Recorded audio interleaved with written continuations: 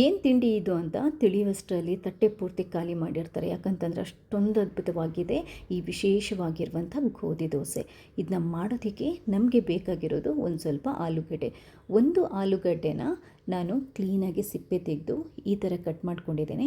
ಅದನ್ನ ಒಂದು ಪಾತ್ರೆಗೆ ಹಾಕಿ ನಾವು ಬೇಯಿಸಬೇಕು. ಇದು 3-4 ಜನರಿಗೆ ದೋಸೆ ಮಾಡೋದಕ್ಕೆ ಸಾಕಾಗುತ್ತೆ. ಅದಕ್ಕೊಂಚೂರು ಉಪ್ಪನ್ನು ಹಾಕಿ ಚೆನ್ನಾಗಿ ಬೇಯಿಸ್ಕೊಳ್ಳಿ. ಒಂದು ಸರಿ ಆಲೂಗಡ್ಡೆ ಮೆತ್ತಗಾದ ನಂತರ ಸ್ಟವನ್ನು ಬಂದ್ ಮಾಡಿ, ಜಾಸ್ತಿ ನೀರಿದ್ರೆ ಅದನ್ನ ತೆಗೆದುಬಿಡಿ. ಸ್ವಲ್ಪ ನೀರಿದ್ರೆ ಏನೂ ತೊಂದರೆ ಇಲ್ಲ. ಇದನ್ನ ಸ್ವಲ್ಪ ನಾವು ತಣ್ಣಗಾಗಲಿಕ್ಕೆ ಬಿಡಬೇಕು. ಇದು ತಣ್ಣಗಾಗುವಷ್ಟರೊಳಗಡೆ ನಾವೊಂದು ಹಿಟ್ಟು ರೆಡಿ ಮಾಡ್ಕೊಳ್ಳೋಣ. 2 ಕಪ್ಪಷ್ಟು ಗೋಧಿ ಹಿಟ್ಟನ್ನು ಒಂದು ಪಾತ್ರೆಗೆ ಹಾಕ್ಕೊತಾ ಇದ್ದೇನೆ. ರುಚಿಗೆ ಎಷ್ಟು ಬೇಕೋ ಅಷ್ಟು ಉಪ್ಪನ್ನು ಹಾಕ್ಕೊಳ್ಳಿ. ಒಂದು ಸರಿ ಮಿಕ್ಸ್ ಮಾಡ್ಕೊಳ್ಳಿ. ಇವಾಗ ನಾವಿದಕ್ಕೆ ಬ್ಯಾಚ್ ಬೈ ಬ್ಯಾಚ್ ನೀರನ್ನು ಹಾಕಿಬಿಟ್ಟು ಕಲಿಸ್ಕೋಬೇಕಾಗುತ್ತೆ. ಅಂದರೆ ನಾವು ನಾರ್ಮಲಾಗಿ ಗೋಧಿ ದೋಸೆನ ಮಾಡೋದಕ್ಕೆ ಯಾವ ಹದಕ್ಕೆ ಕಲಿಸ್ಕೊತೀವೋ ಅದಕ್ಕಿಂತ ಸ್ವಲ್ಪ ದಪ್ಪ ಇರಬೇಕು. ಒಂದು ಸರಿ ನೀರು ಹಾಕಿ ಕಲಿಸ್ಕೊತಾ ಇದ್ದೇನೆ. ಇದು ಸಾಕಾಗ್ತಾ ಇಲ್ಲ. ಮತ್ತೊಂದು ಸರಿ ನೀರು ಹಾಕಿ ನೀಟಾಗಿ ಕಲಿಸ್ಕೊತಾ ಇದ್ದೇನೆ. ನೀವು ಗೋಧಿ ಹಿಟ್ಟನ್ನು ಕಲಿಸ್ಕೊಳ್ಳುವಾಗ ಯಾವಾಗಲೂ ಅಷ್ಟೇ ಗಂಟಿಲ್ಲದಾಗೆ ಕಲಿಸ್ಕೊಳ್ಳಿ. ಬೀಟರನ್ನು ಉಪಯೋಗ ಮಾಡಿದರೆ ತುಂಬ ಬೇಗ ಹಿಟ್ಟನ್ನು ಕಲಿಸ್ಕೋಬೋದು. ಈ ಹದ ಇದೆಯಲ್ವಾ, ಇದು ಪರ್ಫೆಕ್ಟ್ ಆಗಿದೆ. ಇದನ್ನ ಇವಾಗ ಮುಚ್ಚಿಟ್ಟು ಒಂದು ಸ್ವಲ್ಪ ಹೊತ್ತು ಇಟ್ಬಿಡೋಣ, ಒಂದು 5 ನಿಮಿಷ. ಅಷ್ಟರೊಳಗಡೆ ಆಲೂಗಡ್ಡೆ ತಣ್ಣಗಾಗಿರುತ್ತಲ್ವ ಬೇಯಿಸಿರುವಂಥದ್ದು, ಅದನ್ನ ಒಂದು ಮಿಕ್ಸಿಗೆ ಹಾಕಿ ಬೇಕಾದರೆ ಸ್ವಲ್ಪ ನೀರು ಹಾಕಿ ಈ ಥರ ನುಣ್ಣಗೆ ಪೇಸ್ಟನ್ನು ಮಾಡ್ಕೋಬೇಕು.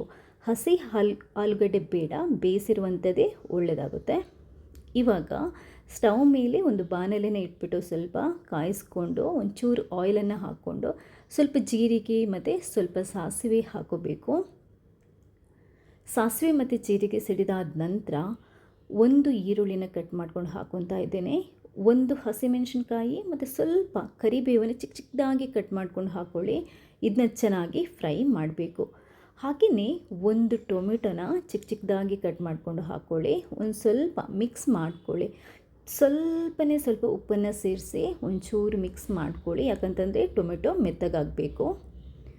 ಟೊಮೆಟೊ ಒಂದ್ಸರಿ ಮೆತ್ತಗಾದ ನಂತರ ನಾವು ರೆಡಿ ಮಾಡಿಟ್ಟಿರುವಂಥ ಆಲೂಗಡ್ಡೆಯ ಪೇಸ್ಟ್ ಇದೆಯಲ್ವ, ರುಬ್ಬಿ ಇಟ್ಟಿದ್ದೀವಲ್ವ, ಅದನ್ನ ಹಾಕೋಬೇಕು.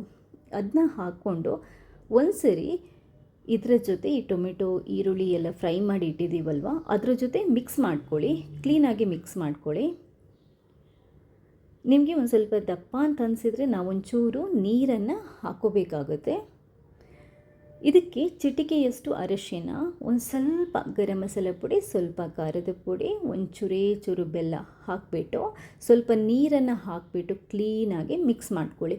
ತುಂಬ ದಪ್ಪ ಬೇಡ, ದಪ್ಪಕ್ಕೆ ಈ ಥರ ಮಿಕ್ಸ್ ಮಾಡಿಕೊಂಡು ಒಂದು 2-3 ನಿಮಿಷ, ಜಾಸ್ತಿ ಏನೂ ಬೇಡ, ಜಸ್ಟ್ ಒಂದು 2 ನಿಮಿಷ ಸಾಕು.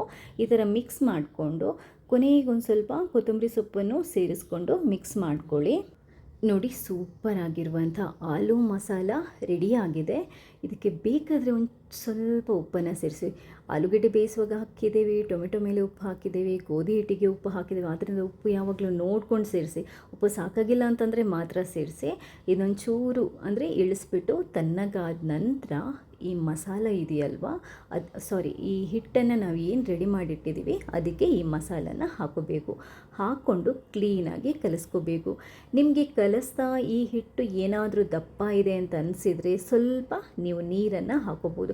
ಅಥವಾ ಎಲ್ಲಾದರೂ ಹೆಚ್ಚು ಕಮ್ಮಿಯಾಗಿ ಹಿಟ್ಟು ಸ್ವಲ್ಪ ತೆಳ್ಳಗಾಗಿದೆ ಅಂತ ಅನಿಸಿದರೆ ನೀವೊಂದು ಸ್ವಲ್ಪ ಹಿಟ್ಟನ್ನು ಒಣ ಗೋಧಿ ಹಿಟ್ಟನ್ನು ಸೇರಿಸಿ ಮಿಕ್ಸ್ ಮಾಡಿಕೊಂಡು ಈ ದೋಸೆ ಹದಕ್ಕೆ ಪರ್ಫೆಕ್ಟಾಗಿ ರೆಡಿ ಮಾಡ್ಕೊಳ್ಳಿ. ತುಂಬ ತೆಳ್ಳಗೆ ಬೇಡ, ಈ ಹದಕ್ಕೆ ಸಾಕು. ಇವಾಗ ತವನ ಕಾಯಿಸ್ಬಿಟ್ಟು ಆಯಿಲನ್ನು ಹಚ್ಬಿಟ್ಟು ಅಥವಾ ತುಪ್ಪನ ಸವರ್ಬಿಟ್ಟು ಈ ಹಿಟ್ಟನ್ನು ಈ ಥರ ಹಾಗೆ ಸ್ವಲ್ಪ ನಾವು ಸ್ಪ್ರೆಡ್ ಮಾಡ್ಕೋಬೇಕಾಗುತ್ತೆ. ಮೇಲ್ಗಡೆಯಿಂದ ಒಂದು ಸ್ವಲ್ಪ ತುಪ್ಪ ಅಥವಾ ಎಣ್ಣೆನ ಹಾಕ್ಕೊಳ್ಳಿ. ಅದಾದ ನಂತರ ಮುಚ್ಚಿಟ್ಟು ಮೀಡಿಯಮ್ ಉರಿ ಇಟ್ಟು ಕಾಯಿಸ್ಕೊಳ್ಳಿ. ಉರಿ ಯಾವಾಗಲೂ ಜಾಸ್ತಿ ಇಡಬಾರ್ದು. ಯಾಕಂತಂದರೆ ಒಂದ್ಸರಿ ಕಾಯಿಸೋ ತನಕ ತವನ ಉರಿ ಜಾಸ್ತಿ ಇಡಿ. ದೋಸೆ ಹಾಕ್ಕೊಂಡಾದ ನಂತರ ಸ್ವಲ್ಪ ಕಮ್ಮಿ ಇಟ್ಬಿಟ್ಟು ಕಾಯಿಸ್ಕೊಳ್ಳಿ. ಒಂದು ಸೈಡ್ ಕಾದಾದ ನಂತರ ಮಗುಚಿ ಹಾಕಿ ಮತ್ತೆ ಕಾಯಿಸಿ. ಜಾಸ್ತಿ ಉರಿ ಇಟ್ಟರೆ ಏನಾಗುತ್ತೆ ಅಂತಂದರೆ ಕರಟಿದ್ರೆ ಸರಿ ಬರಲ್ಲ. ನೋಡಿ, ಪರ್ಫೆಕ್ಟಾಗಿ ಸ್ಪೆಷಲ್ ಆಗಿರುವಂಥ ಆಲೂ ಗೋಧಿ ದೋಸೆ ರೆಡಿಯಾಗಿದೆ. ನಿಮಗೆ ಇದನ್ನು ನೋಡ್ತಾ ಇದ್ರೇ ತಿನ್ನಬೇಕು ಅಂತ ಅನ್ಸಲ್ವಾ? ಎಷ್ಟು ರುಚಿಯಾಗಿರುತ್ತೆ ಅಂತಂದರೆ ಇದನ್ನ ತಿನ್ನೋದಕ್ಕೆ ನಮಗೆ ಚಟ್ನಿ, ಸಾಗು, ಪಲ್ಯ ಏನೂ ಬೇಕಾಗಿಲ್ಲ. ಮಕ್ಕಳಿಗೆ ಕೊಡೋದಿದ್ರೆ ಸ್ವಲ್ಪ ಸಾಸ್ ಹಾಕಿ ಕೊಡಿ, ಬಾಯಿ ಚಪ್ಪ ಅಪ್ಪರಿಸ್ಕೊಂಡು ತಿಂತವೆ. ಯಾಕಂತಂದರೆ ಅಷ್ಟೊಂದು ಅದ್ಭುತವಾಗಿರುತ್ತೆ ಇದರ ರುಚಿ. ಒಂದ್ಸರಿ ಖಂಡಿತವಾಗ್ಲೂ ಇದನ್ನ ಟ್ರೈ ಮಾಡಿ. ಮಕ್ಕಳ ಲಂಚ್ ಬಾಕ್ಸ್ಗೆ, ತಿಂಡಿಗೆ, ಸ್ನ್ಯಾಕ್ಸ್ಗೆ ಯಾವುದಕ್ಕಾದರೂ ಇದು ಓಕೆ. ಥ್ಯಾಂಕ್ಸ್ ಎಲ್ರಿಗೂ.